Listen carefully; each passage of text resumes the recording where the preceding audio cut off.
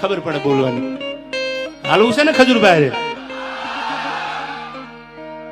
હું તમને પંપ મારવા નથી આવ્યો ચાઇનાના, પણ એક સાચો માણા, સાચી રાહ માથે હાલવા વાળો માણા.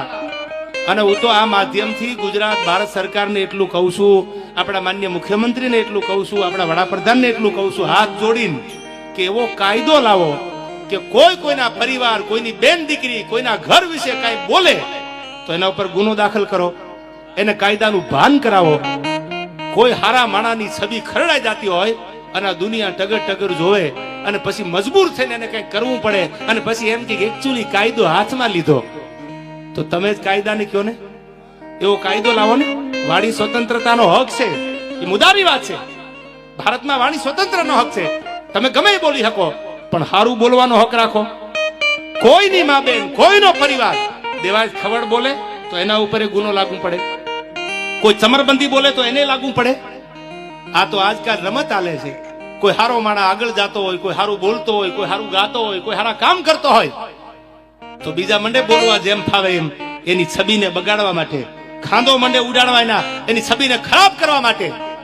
સાહેબ, મારે તમારા માધ્યમથી ખજૂરને કેવું છે કે અમે તારે હારેથી જીવવાનું થાય તોય ભલે ને મરવાનું થાય તોય ભલે, તું તારે હારા કામ કરે જા. મારા બાપ, મારો ભોળો નાથ તારી હારે છે. ગરીબ માટે જેને કઈ કર્યું છે સાહેબ, જેના માથે નળિયા ન હોય, બોભારા માથે પાણી પડતા હોય સોમાહાના, એના ઘરે જઈ જઈ અને મકાન બનાવ્યા. પૈસાની વાત નથી કરતો, ડોનેશન આપે મકાન બને એ તો બરાબર છે, બનતા હોય, પણ પોતાનો પરિવાર મૂકીને ગામો ગામ, કિલોમીટર કિલોમીટર સુધી, હજારો કિલોમીટર એ માણસે કાપ્યા છે ને. તો હજી કહું છું કે આપણે આજ એનો સાથ નહીં આપી તો ખજૂર શહીદ થઈ જાય પછી આપણે ભેળા હાલશું? આવો હારો માણા દુનિયામાંથી વિયો જાય પછી હાલશું? એ વિચાર તમારે કરવાનો છે. તમે સમજદાર છો. ઘણા મને કહેતા તમારે ન બોલાય, તમે આવું કઈ ન બોલતા. એ ખજૂરભાઈ નો વિષય છે, પણ સત્યની ભેળો ન ઉભો રહતો તો હું મોટો ખદડો ગણાવું. અને જે થાશે એ હવે ભરી પીશું, નસીબ અમારા અને મારા ખજૂરના. પણ તમને એટલું કહું છું કે મારા બાપ, જો તમે સમજદાર હોય, તમે ભણેલા ગણેલા હોય, તમારી આંખે જો જોતા હોય ને, તો આજ આ કળયુગનો આપણો રામ ઈ ખજૂરને એકલો ન મુકતા ગમે એ થઈ જાય, ભેળા હાલવું છે યાર. એની મોરલ નો તૂટી જાય, એના કામ નો બંધ થઈ જાય. આ એની મોરલ તોડવા માટે, એની મેન્ટાલિટી ડાઉન કરવા માટેના પ્રયાસો હાલે છે. અને આ ટાણે જો તમે મારી કે હું કે તમે ખજૂર ભેળા ન રહી તો રે કોણ?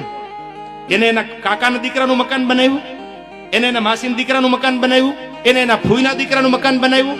ના, એને તો એક એક ગરીબના મકાન બનાવ્યા છે. ચાહે કોઈ પણ હોય, ઝૂંપડામાં રહેતો હોય, નાનો માણા હોય, કોઈ પણ જ્ઞાતિનો હોય, તો હજી એકવાર આકલો કરીને કહી દો કે આપણે જીવીને મરીએ ત્યાં સુધી કોની ભેળું રહેવું છે યાર?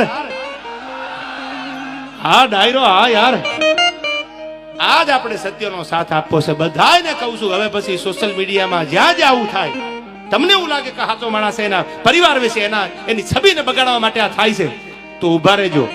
અને ટગર ટગર જો તમે જોશો ને, તો એટલું યાદ રાખજો, 10 વર્ષ પછી, 5 વર્ષ પછી આ ઓડિયન્સમાં બેઠા ને, એનો દીકરો દાતાર બનશે, એનો દીકરો કલાકાર બનશે, આ બેઠા એમાંથી એનો દીકરો કથાકાર બનશે. તેથી આ અમારી હાલત છે ને, એ જ હાલત તમારા દીકરાની થવાની છે. એટલું યાદ રાખજો. આ કોઈની જાગીર નથી. દેવાજ ખબર તો આજ છે, કાલ નહીં હોય તો કોઈ બીજા ગાતા હશે. તમારો દીકરો કલાકાર બનવાનો છે, તમારો દીકરો ખજૂર જેવો દાતાર બને, કોઈ 5 મકાન કોકના બનાવે. આજ જો ટગર ટગર જોશો તો કાલ દીને આવતા વાર નહીં લાગે. સત્યને સાથ આપજો. અને સત્ય પરેશાન હોય, રાણા પ્રતાપ લડ્યા ને એટલે રાણાનો ઇતિહાસ છે. એને સેલ્યુટનું નામ પૂર્ણસું કરી દીધી હોત તો કોઈ આજ મેવાડને યાદ ન કરતું હોય. આજ મારે તમારે સત્યના હારે હાલવું છે, સત્યની સાથે હાલવું છે.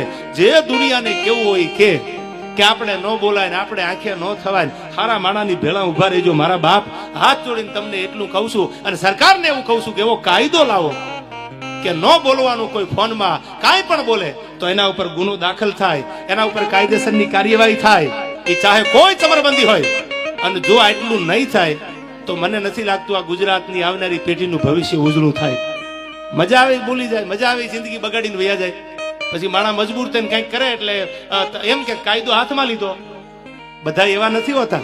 સોમાનથી જીવવા વાળા આપણા ગુજરાતમાં, આખા ભારતમાં છે. હા, એનું સોમાન જળવાઈ જાય એના માટે જીવજો.